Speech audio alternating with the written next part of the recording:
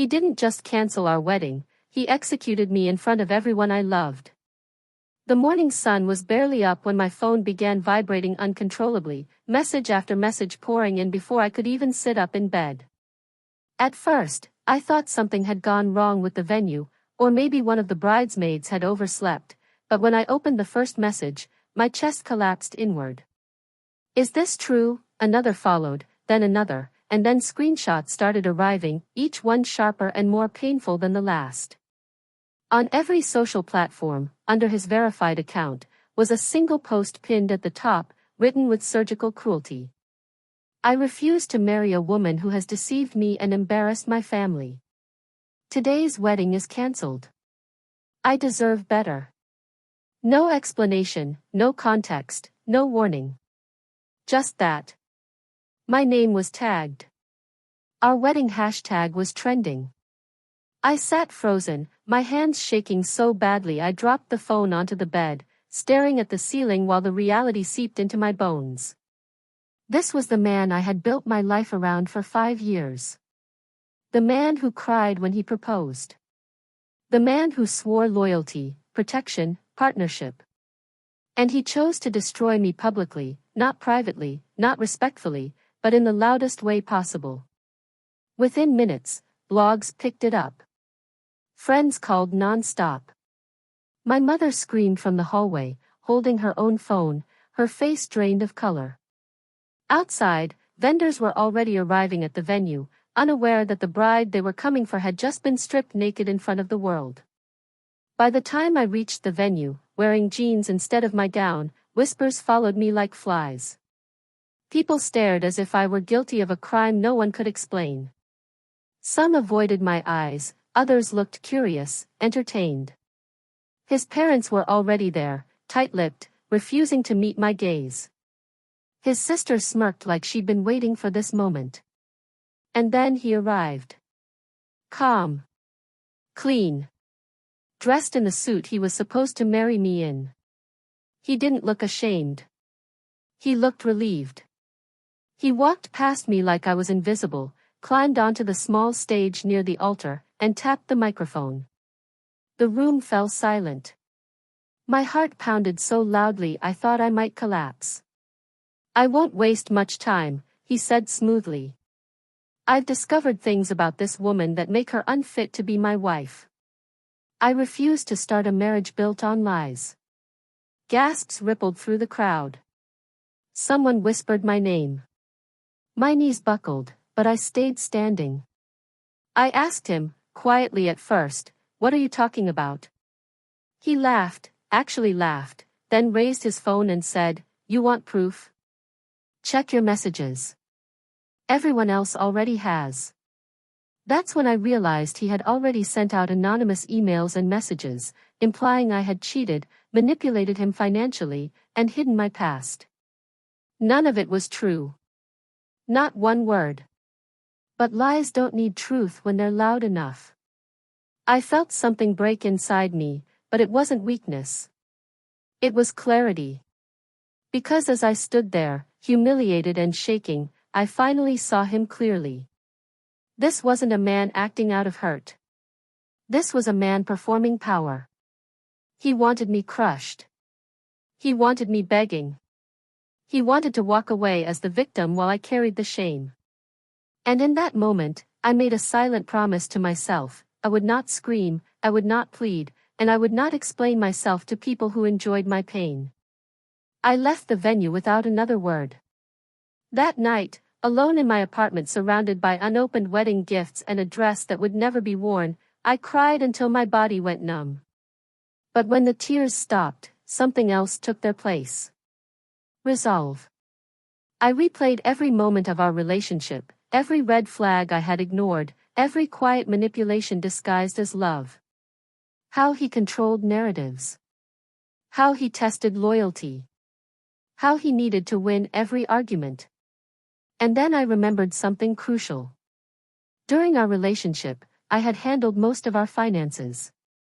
Not because he asked, but because he trusted me. Or pretended to. I knew where everything was buried. The shell accounts. The temporary transfers. The favors exchanged under the table. He worked in an industry where reputation was oxygen, and suddenly I realized I wasn't powerless. I had simply been patient. The next morning, I didn't post a rebuttal. I didn't defend myself. I went silent. That silence drove him crazy. He expected hysteria, threats, explanations. Instead, I went to a lawyer. Then another. I organized documents, screenshots, timelines. I reconnected with an old colleague who now worked in compliance. I didn't lie. I didn't exaggerate. I simply told the truth, carefully, methodically, to the people who needed to hear it. Weeks passed. The internet moved on, as it always does. People assumed I had disappeared in shame. That's what he thought too. He started posting again, smiling, attending events, subtly painting himself as the man who narrowly escaped disaster. Then the first domino fell. An audit was announced at his firm. Quiet at first. Internal. He brushed it off publicly. Then a client pulled out. Then another.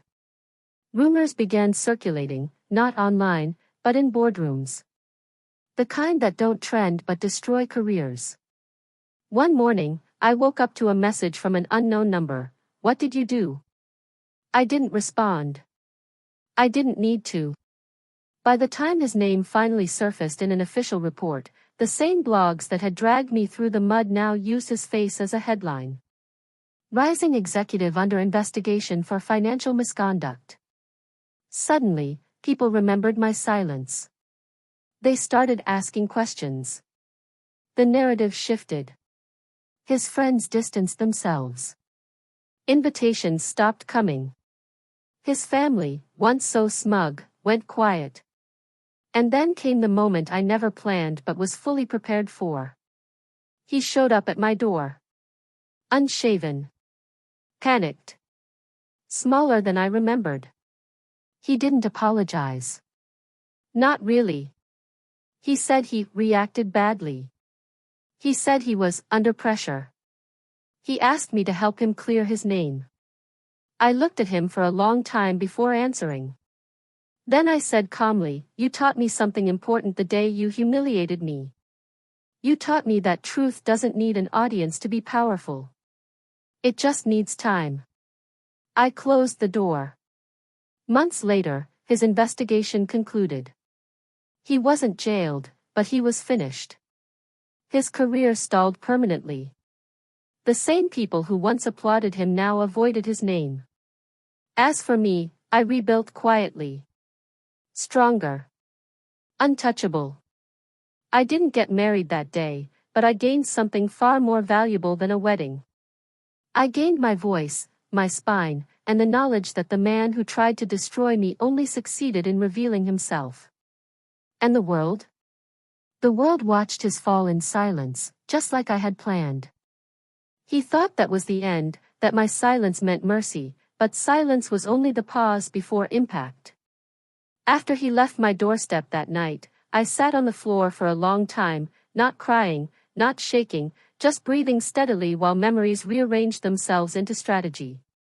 I had already survived the worst thing he could do to me, public destruction, and once you survive that, fear loses its grip. What he didn't know was that the investigation had only scratched the surface, and the reason it stopped where it did wasn't lack of evidence, but timing. People like him didn't collapse all at once, they unraveled when pressure met exposure, when arrogance met patience. I returned to work and kept my head down, enduring whispers and sympathetic glances, rebuilding my credibility piece by piece. I let people believe I was healing, moving on, trying to forget. Meanwhile, I documented everything. I recorded conversations where his associates casually admitted things they thought no one would ever repeat. I preserved emails that showed patterns no auditor could ignore once they knew where to look. I watched him spiral online, alternating between forced confidence and bitter posts about betrayal and loyalty. The irony never failed to amuse me. Then came the invitation. A charity gala hosted by the same social circle that had once celebrated our engagement. My name was on the list. His was too. I didn't hesitate. I wore a simple black dress, nothing dramatic, nothing attention-seeking, because power doesn't need decoration. When I walked in, conversations stalled. Heads turned.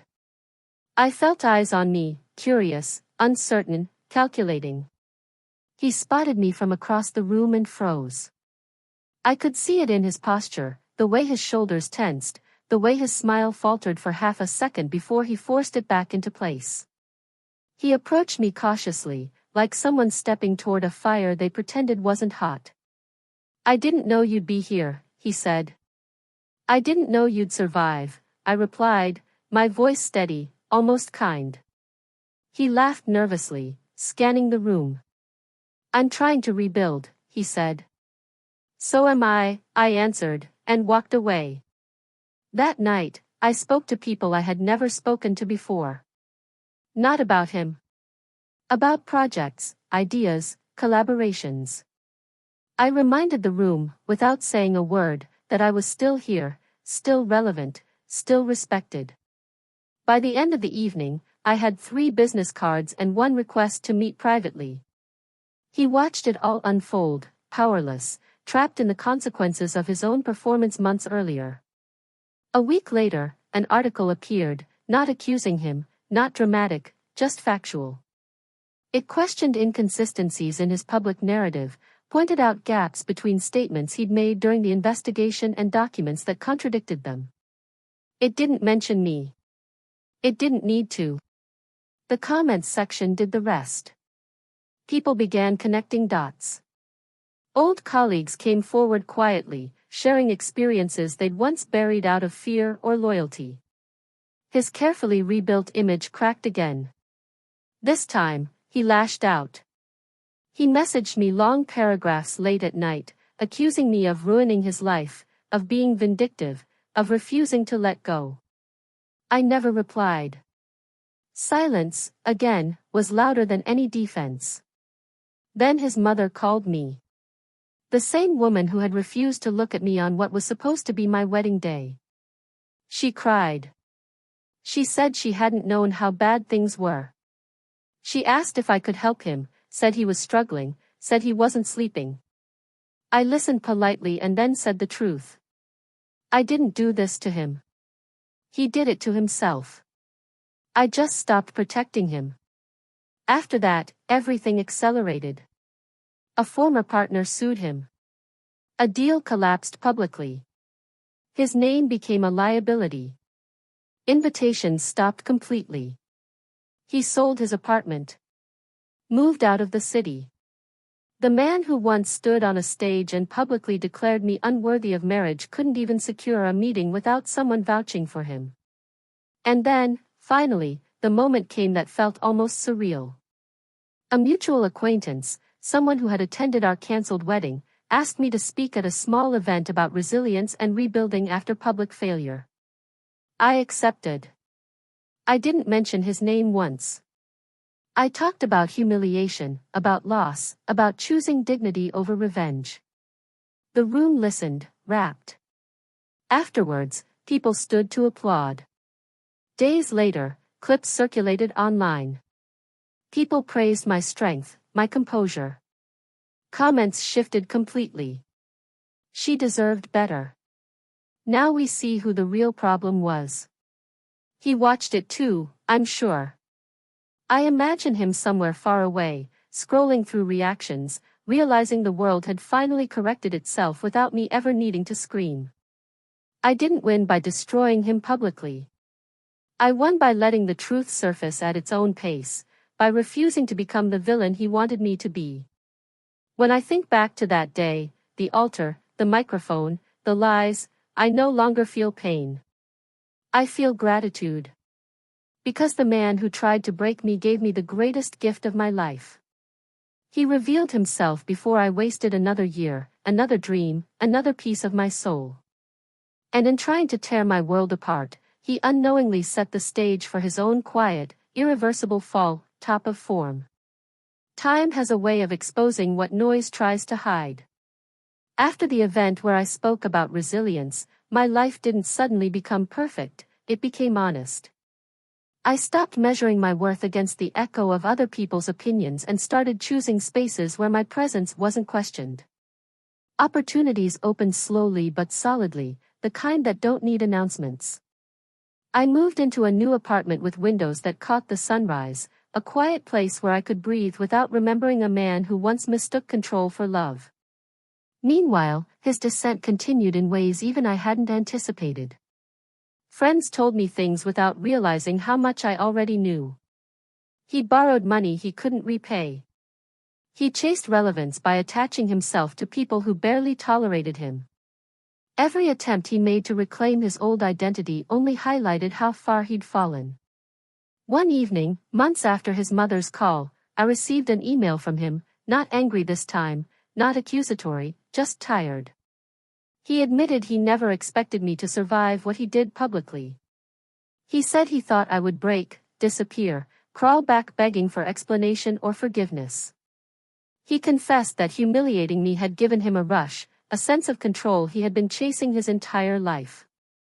Reading those words didn't satisfy me, it sobered me. I saw him clearly, not as my enemy, but as a deeply broken man who would keep destroying everything he touched until he faced himself. I didn't respond. Some conversations don't deserve continuation. My own healing took unexpected turns. There were nights I still woke up remembering the sound of his voice over the microphone, but those memories no longer held power. They were reminders of how far I'd come. I began mentoring young women in my field, not as a savior, but as proof that public shame doesn't have to be permanent. I taught them how to protect their names, their finances, their instincts. I became someone I wish I had known years earlier. Then came the final reckoning, quiet but complete. A major firm released a long-delayed report tied to an unrelated investigation, and his name appeared in a footnote, small, almost insignificant, but devastating. It confirmed patterns of unethical behavior across multiple years. No drama. No headlines screaming my name. Just facts, documented and undeniable. That footnote ended what little chance he had left of rebuilding in his chosen industry. When I heard the news, I didn't celebrate. I closed my eyes and let out a breath I hadn't realized I was holding. Closure doesn't always feel like triumph, sometimes it feels like peace. Months later, I ran into him unexpectedly at a small cafe outside the city. He looked older, thinner, stripped of the confidence that once filled rooms. Our eyes met and for a moment the past hovered between us. He opened his mouth as if to speak, then closed it. I nodded politely and turned away. That was it. No confrontation. No final speech. Just an ending he couldn't rewrite. I walked out into the sunlight, my life intact, my future unwritten but finally mine. He had tried to end my story publicly, to brand me with shame and walk away clean. Instead, his actions became the prologue to my strength and the epilogue of his downfall. The world didn't need my revenge to see the truth. It only needed time, and I had learned how to wait. What surprised me most afterward was how little space he occupied in my thoughts once everything settled. I had spent months preparing for outcomes, bracing for confrontation, imagining final words, but real closure didn't announce itself. It arrived quietly, disguised as indifference. My days filled with work that mattered, conversations that didn't require me to explain myself, laughter that wasn't followed by doubt. I stopped checking his name online, stopped asking mutual acquaintances for updates. His story no longer intersected with mine, and that was the most complete form of victory. I was invited to speak again, this time on a larger platform, about reputation, resilience, and rebuilding trust after public betrayal. I accepted cautiously, aware of how easily stories can be twisted, but I spoke from a place of truth rather than defense. I told them humiliation doesn't destroy you, believing the lies told about you does. I told them silence can be strategy, dignity can be armor, and patience can be devastating. People listened. Some cried. Some came up afterward to share their own stories of being publicly broken by someone who claimed to love them. I realized then that my survival had become something larger than me. It wasn't about revenge anymore, it was about reclaiming narrative. Meanwhile, his attempts at reinvention grew desperate. He launched small ventures that failed quickly. He exaggerated achievements that no one bothered to verify because no one cared enough anymore. The man who once thrived on applause now couldn't gather a room. Even his anger lost its edge. Mutual friends said he spoke of me less and less, not because he had healed, but because he had nothing left to say that changed his reality. One evening, as I prepared dinner in my quiet apartment, I received a notification that his engagement had been officially dissolved in public records months earlier, paperwork final, chapter closed. I smiled softly, not out of spite, but recognition. That day had never been about a wedding. It had been about control. And control, once exposed, never regains its power. I began dating again slowly, cautiously, without urgency. I learned to ask better questions, to trust patterns over promises. I fell in love with peace before I ever considered falling in love with another person. And in doing so, I ensured that no one would ever again have the power to destroy me publicly or privately. Sometimes people still ask about him, about that day, about how I survived it. I tell them the truth. I survived it by refusing to become what he wanted me to be. I didn't scream. I didn't beg. I didn't chase redemption from people who enjoyed my fall. I built a life so solid that his absence became irrelevant. He thought ending our wedding publicly would disgrace and break me. Instead, it exposed his character, revealed my strength, and quietly dismantled the world he thought he ruled. And the most poetic part of all was this: the louder he tried to end me, the quieter his own ending became. Years passed, not marked by anniversaries of pain but by milestones I never imagined when my life revolved around him. I bought my first property on my own, signed the papers with hands steady and heart calm, no one's name beside mine, no one's shadow looming over the ink.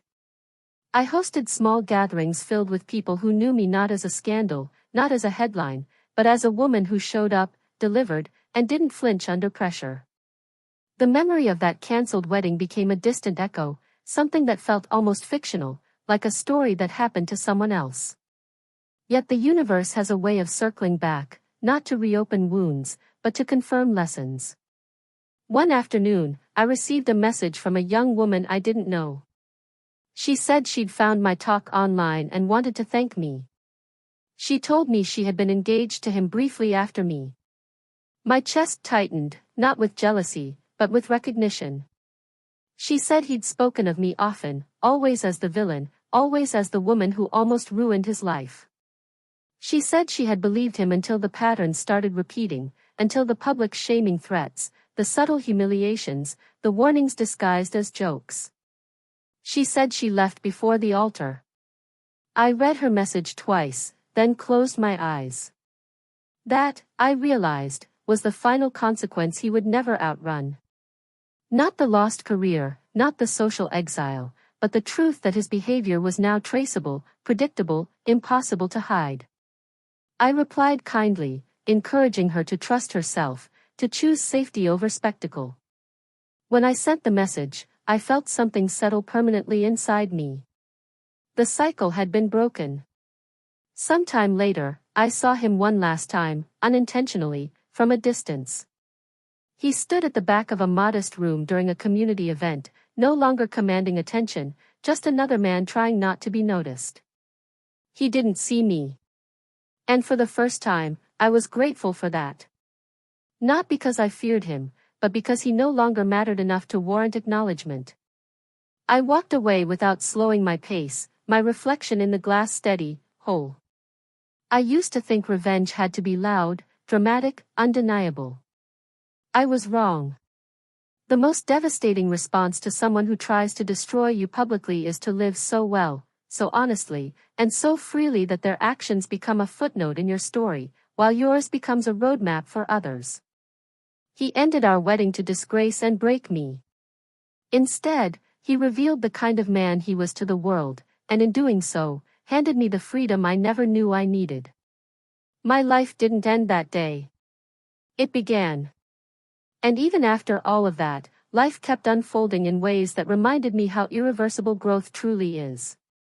I was promoted into a leadership role I once believed I'd never be considered for after the scandal, and when the announcement was made, no one whispered, no one questioned it. My work spoke for itself. People trusted me because I had proven something rare: integrity under fire. I learned how quickly respect returns when you refuse to grovel for it. I started traveling more, not to escape, but to expand. New cities, new conversations, new versions of myself untethered from the identity he tried to brand onto me. In one city, during a conference dinner, someone casually referenced the wedding incident as a case study in public manipulation, never realizing I was the woman at the center of it. I listened quietly, observing how detached the story had become from my actual existence. It was no longer my burden to carry.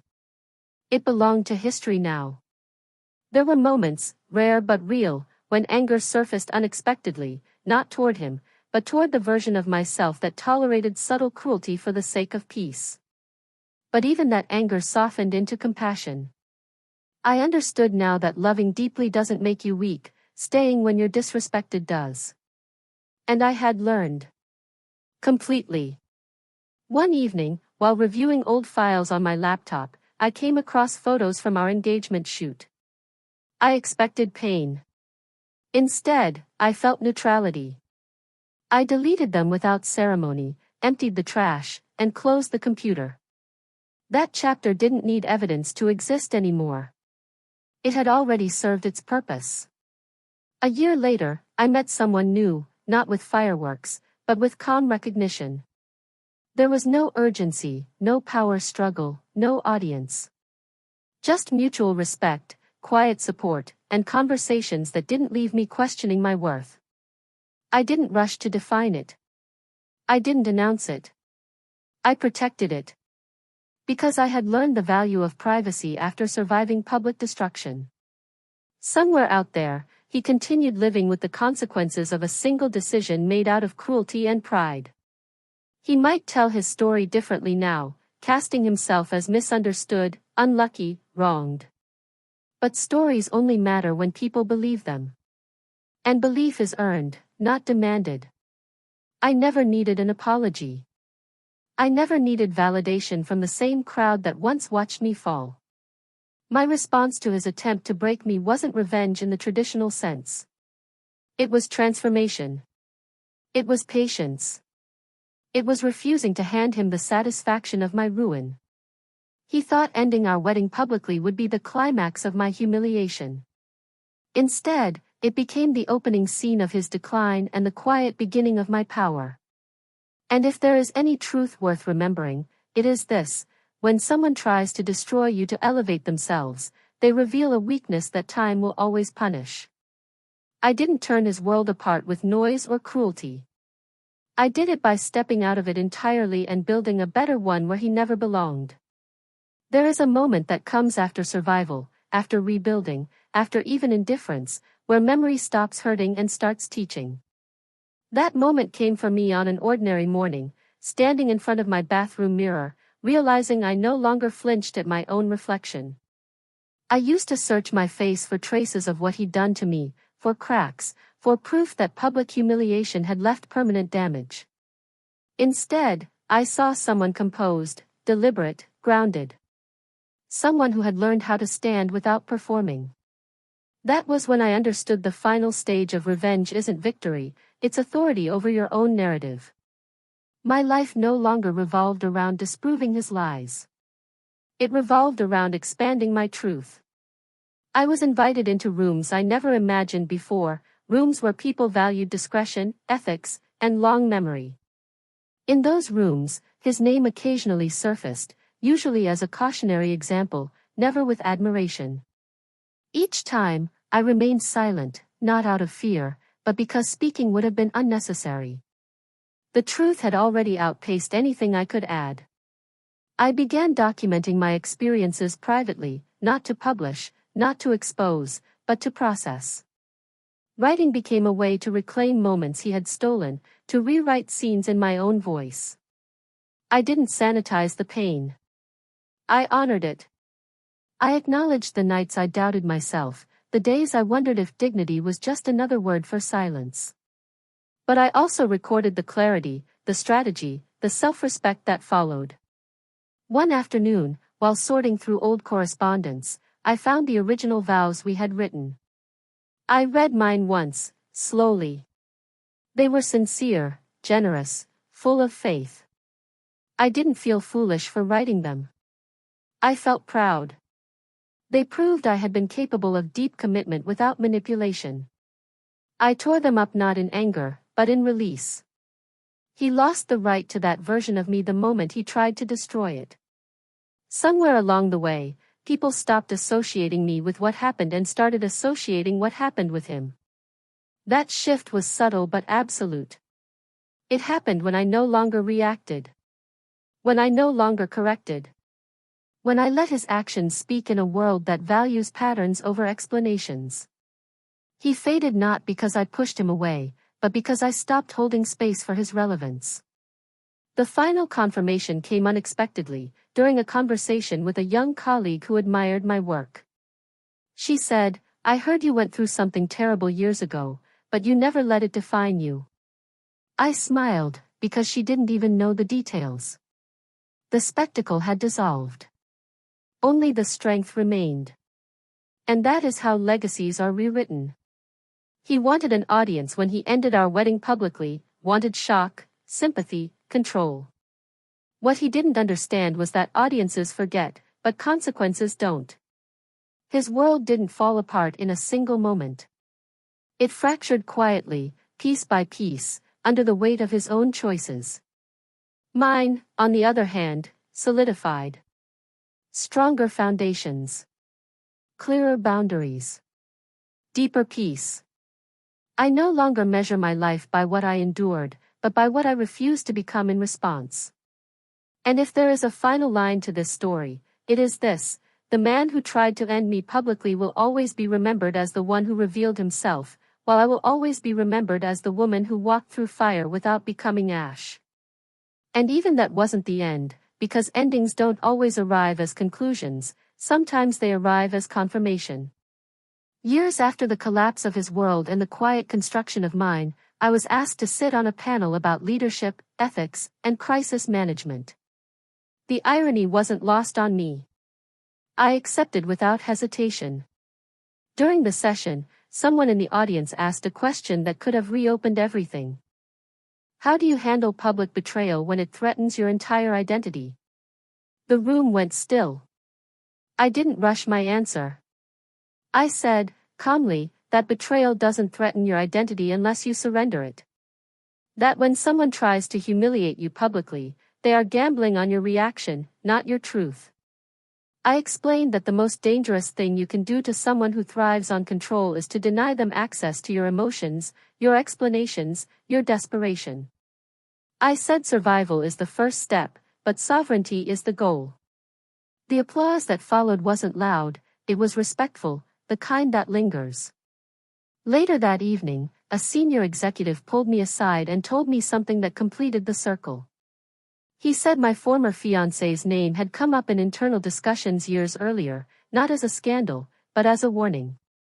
A reminder of what happens when arrogance outweighs accountability. He said my composure after the wedding incident had influenced how people viewed leadership under pressure.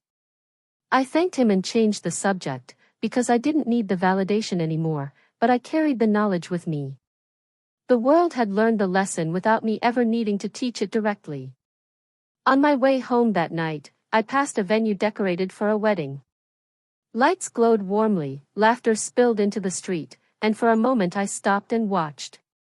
There was no bitterness. No longing. Just clarity. I realized I had mourned the idea of that day more than the man himself.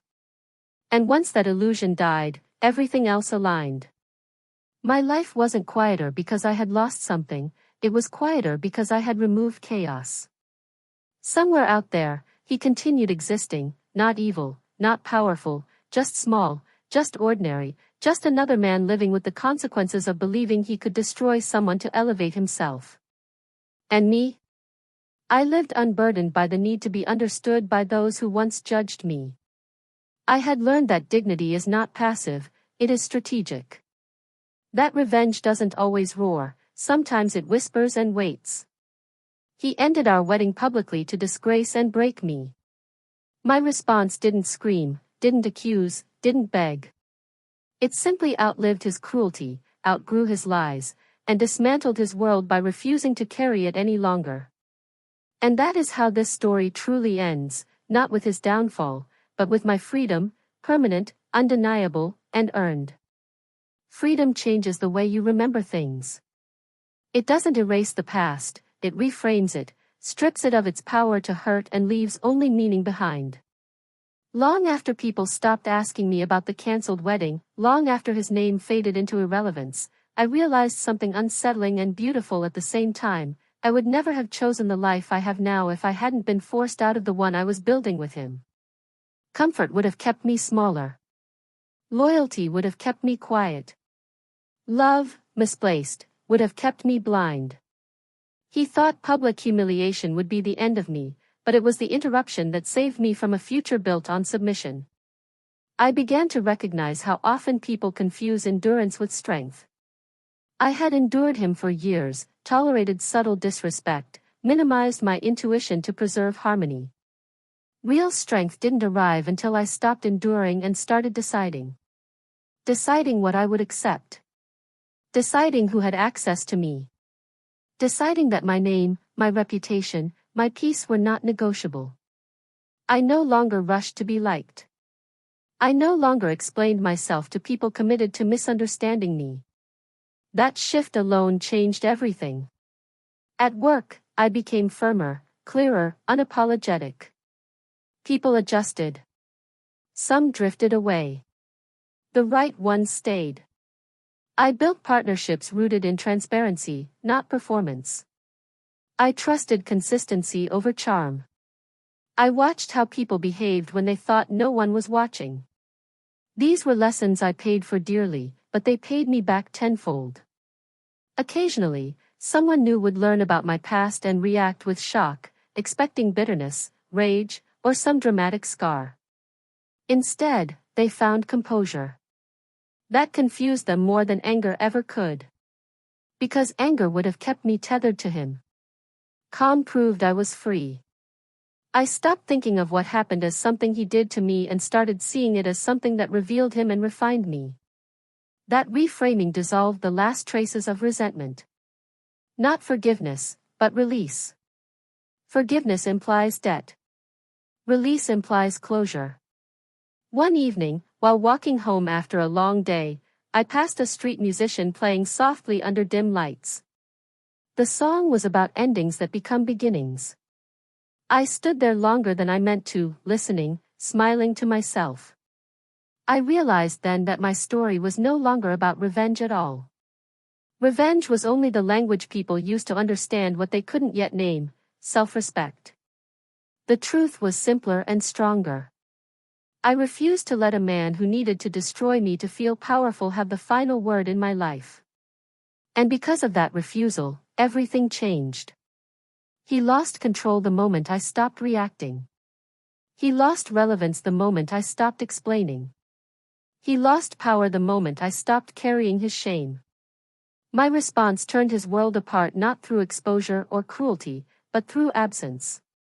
I removed myself from his narrative entirely. And nothing dismantles a fragile ego faster than being forgotten by the person it tried to break. If there is anything left to say, it is this: public humiliation is only fatal if you accept the sentence. I didn't. I rewrote it. And in doing so, I didn't just survive what he did. I transcended it. There is a quiet confidence that settles in when you know no one can take anything from you anymore. It isn't arrogance. It's alignment. I felt it most clearly the day I realized I no longer rehearsed conversations in my head, no longer prepared defenses for accusations that never came. My mind had space again. Space to imagine, to plan, to rest. I had lived so long braced for impact that peace felt unfamiliar at first, like a language I had to relearn. But once I did, I understood how precious it was.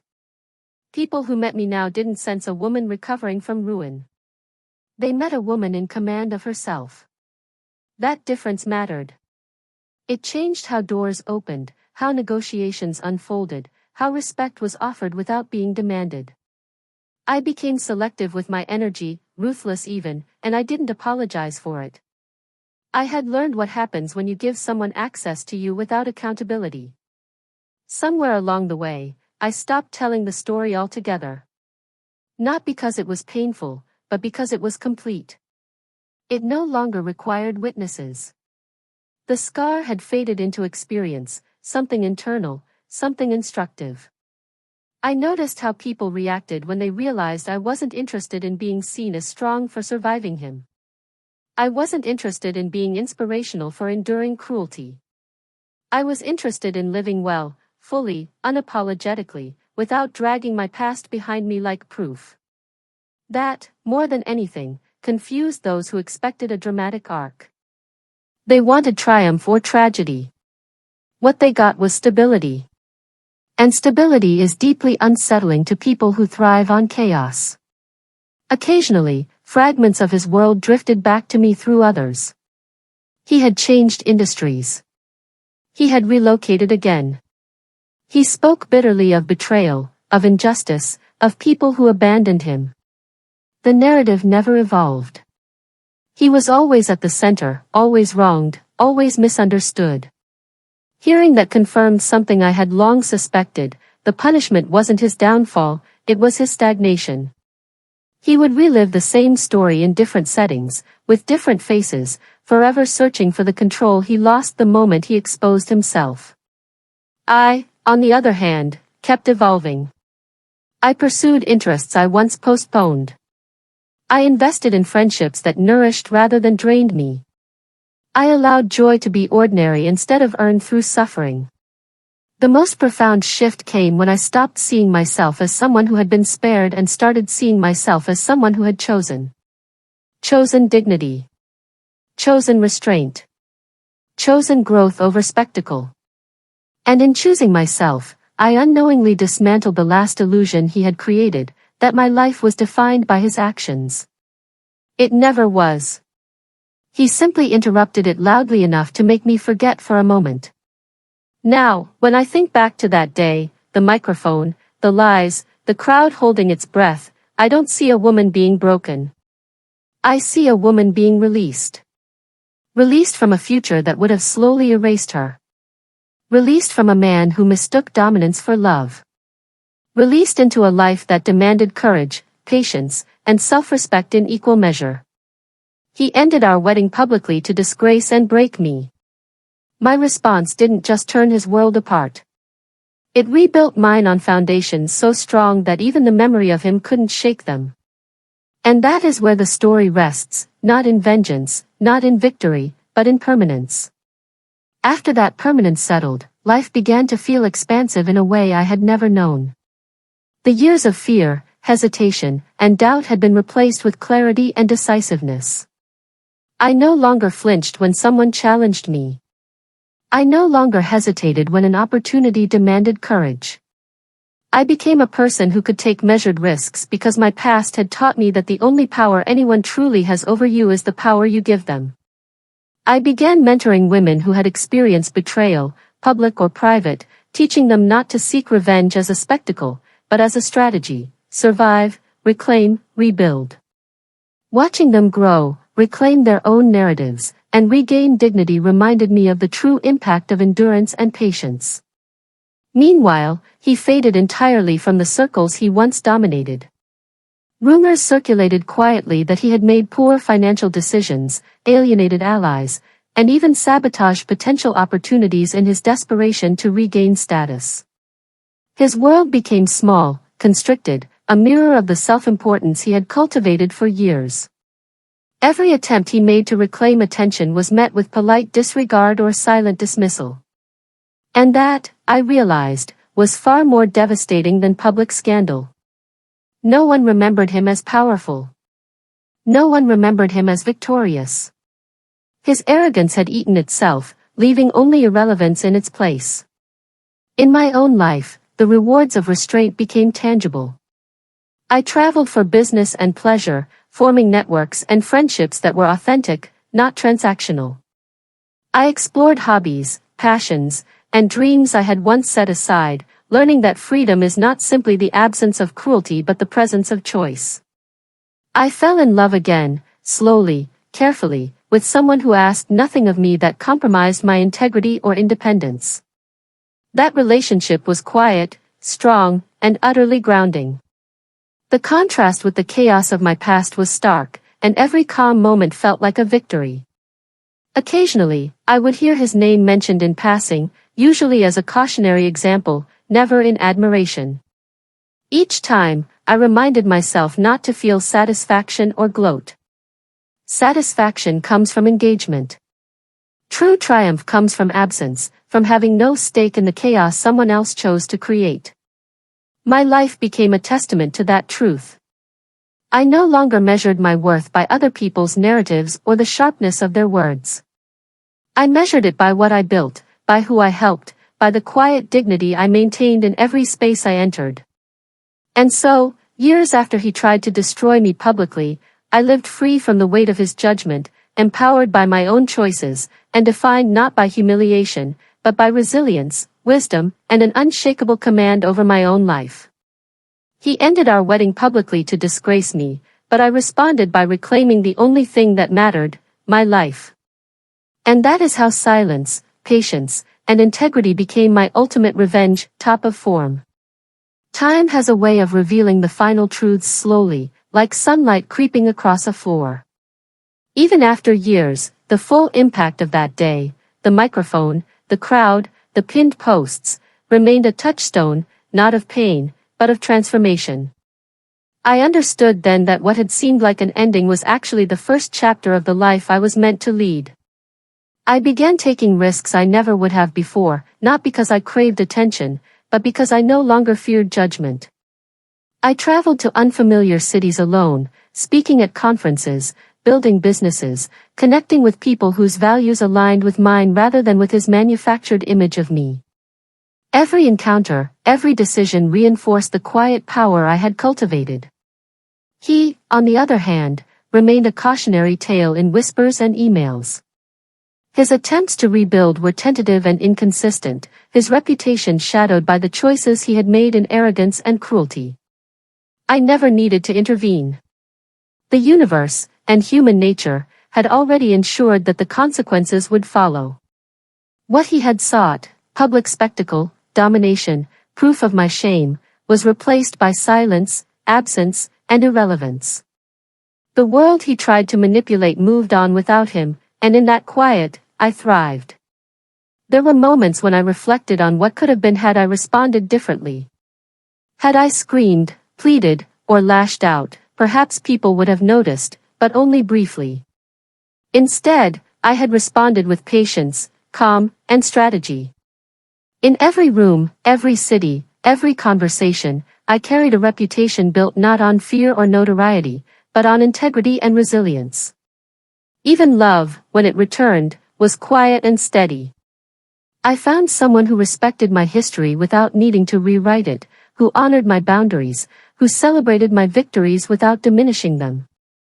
I realized that real triumph isn't about proving someone else wrong, it's about proving yourself right in the only life that matters, your own. And then one day, long after the news cycles had moved on, I received an unanticipated acknowledgement. A former colleague, someone who had witnessed the wedding fallout but hadn't spoken before, pulled me aside and said, "You handled yourself better than anyone could have imagined. You didn't just survive, you rewrote the rules." That was all the validation I needed. Because I hadn't rewritten his world with noise or spectacle. I had rewritten mine with courage, patience, and unwavering self-respect. He had tried to end me publicly to disgrace me. I responded by existing fully, thriving quietly, and building a life so compelling that the memory of his betrayal could no longer hold any power over me. And that is the ultimate revenge, a life lived so well, so intentionally, that the one who tried to destroy it becomes nothing more than a shadow in its light. Eventually, the weight of the past transformed from burden into compass.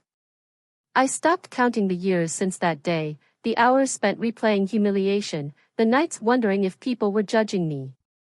Instead, I counted the decisions I had made for myself, the boundaries I drew, the integrity I preserved, the courage I exercised quietly but consistently. Each choice was a stitch in the fabric of the life I had reclaimed. People began noticing not because I announced it, but because consistency shines louder than drama. Invitations arrived for projects and collaborations that mattered, ones that would have never been offered to me had I succumbed to panic or anger. My reputation grew not from spectacle, but from substance, and every success was sweeter for having been earned in silence. Occasionally, his name would drift back into my awareness. A mutual contact, an old acquaintance, a fleeting mention on social media. I would pause, then release it immediately. I realized something important: obsession with his presence, even in memory, was a form of entrapment. Freedom meant I could recall without being ensnared. And so, I lived fully. I traveled, I learned, I laughed in ways I had once forbidden myself.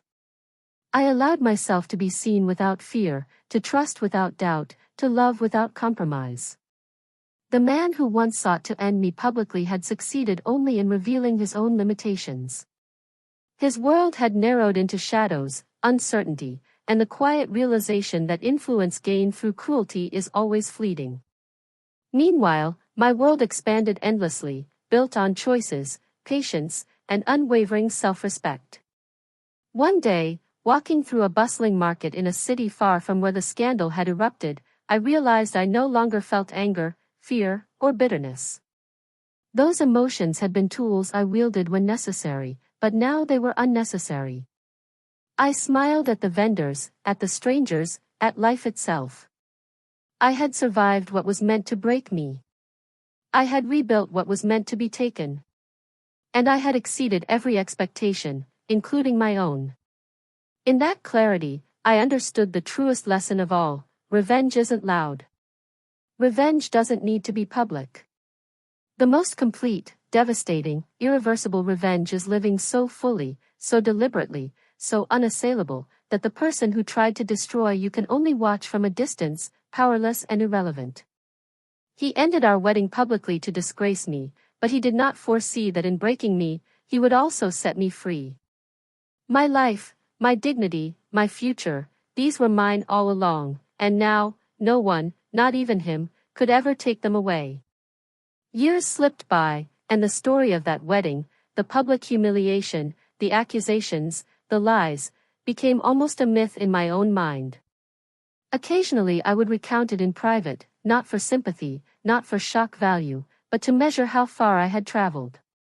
The girl who had been humiliated in front of hundreds, the woman who had stared at a stage while her fiancé publicly condemned her, had grown into someone unrecognizable even to herself. Stronger. Clearer. Untouchable. My work, my passions, my relationships thrived without the shadow of his actions looming over me.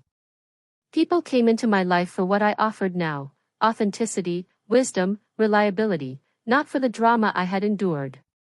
In a way, his attempt to ruin me had inadvertently trained me to recognize who was worth my energy and who wasn't. Meanwhile, I began hearing stories from mutual acquaintances about him. They spoke of small failures, of doors that no longer opened, of invitations ignored. His reputation, once carefully cultivated through charm and influence, had deteriorated quietly, irreversibly. No public spectacle announced it. No viral post captured it. It simply happened because the truth has a way of catching up, and lies sustained by arrogance always collapse. I never rejoiced in his failures. I didn't need to. Every time I considered the energy I might have spent gloating, I redirected it toward growth, toward building life that was vibrant, meaningful, and unassailable. And that, I realized, was the most profound form of victory, indifference as armor. Then one day, completely unexpectedly, I ran into someone from my past, an old friend who had witnessed part of the wedding fallout. She looked at me with awe, almost disbelief, and said, "I don't understand how you survived it, and how you look so untouchable." I laughed softly and said nothing about the strategy, the patience, the deliberate silence. She didn't need to know. What mattered was that the perception had shifted. I was no longer the woman who had been publicly humiliated. I was the woman who had survived it, transcended it, and grown beyond it. My life became defined by choices, not reactions. By courage, not fear. By integrity, not spectacle. And somewhere, far removed from my world, he continued to chase relevance, unaware that the most devastating consequence of his actions wasn't humiliation or exposure, it was that he had lost the ability to impact me at all. He ended our wedding publicly to disgrace me, but my response didn't just turn his world apart. It rebuilt mine, permanently, irreversibly, and with a peace that no one could ever undo. Life, as it unfolded after that, became a testament to the quiet power of endurance. I no longer measured days by him, by what he had done, or by how others might perceive me. I measured them by the choices I made for myself, by the integrity I maintained, and by the peace I cultivated.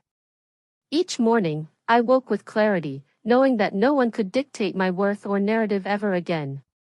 My relationships deepened, rooted in trust and mutual respect rather than appearances or obligation. I built a network of people who valued truth over performance, and in doing so, I discovered a joy that had nothing to do with proving anyone wrong.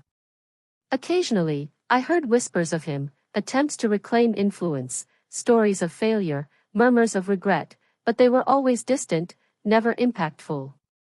And I realized then the final lesson of all: the loudest chaos has the shortest shelf life, but the quiet rebuilding of one's life lasts forever. I no longer needed to defend myself, explain myself, or even acknowledge him. My accomplishments, my happiness, and my freedom became their own proof of victory. He ended our wedding publicly to disgrace me, but I responded not with fury, not with scandal, not with exposure. I responded with life, full, unshakable, and beautiful. And that, I knew with every fiber of my being, was the ultimate revenge, a life lived so wholly and fearlessly that the memory of his betrayal could never touch me again. With time, even the memory of that day, the microphone, the crowd, the public spectacle, lost its sting. It became a reference point, a reminder of how far I had come, rather than a wound. I no longer rehearsed the humiliation in my head or feared how others might perceive me.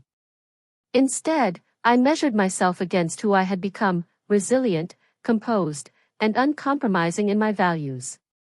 Opportunities arrived naturally, without the need to prove myself. People sought my perspective, my leadership, my judgment, not because of sympathy or scandal, but because they recognized competence and integrity when they saw it. I traveled, explored passions long deferred, and allowed myself love that was gentle, steady, and safe. And in those moments of peace, I realized the true reversal of fortune.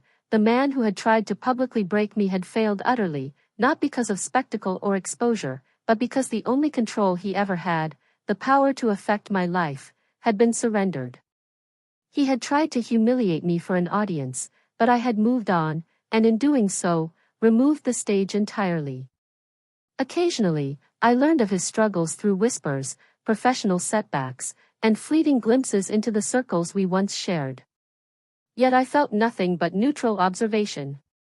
His world had contracted under the weight of his own choices, while mine expanded through patience, wisdom, and self-respect. That day, when he ended our wedding publicly, he believed he had destroyed me. Instead, he had revealed the weakness within himself and unwittingly catalyzed the most important transformation of my life. My response was not dramatic. It was not loud. It was consistent, deliberate, and ultimately irreversible.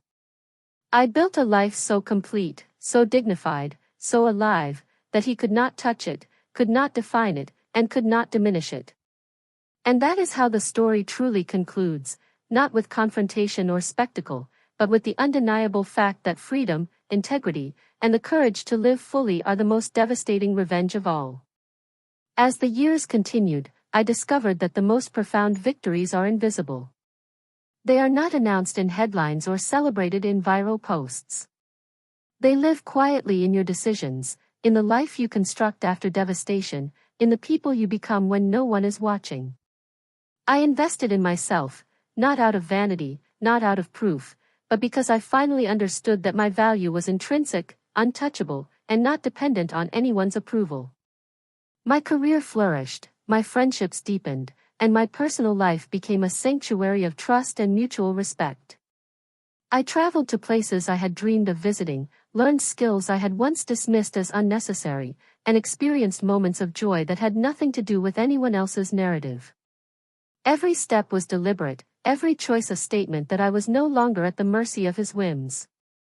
Occasionally, stories about him drifted back to me, failed ventures, professional stagnation, social estrangement, but they were irrelevant.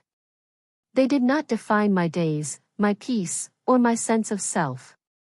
They were merely evidence of what happens when someone invests their life in control, manipulation, and cruelty rather than integrity and growth. I had once feared that the humiliation he orchestrated would linger, haunting me in subtle ways. Instead, it became a lens through which I understood strength, patience, and the power of measured response. I became a person who could act with clarity, who could wait for truth to reveal itself without resorting to drama. That is when I realized the full scope of my transformation. The man who sought to destroy me had, unknowingly, created the conditions for my liberation. He ended our wedding publicly to disgrace me, but the world watched him reveal his own flaws, and I emerged stronger, steadier, untouchable. My response had never been about him.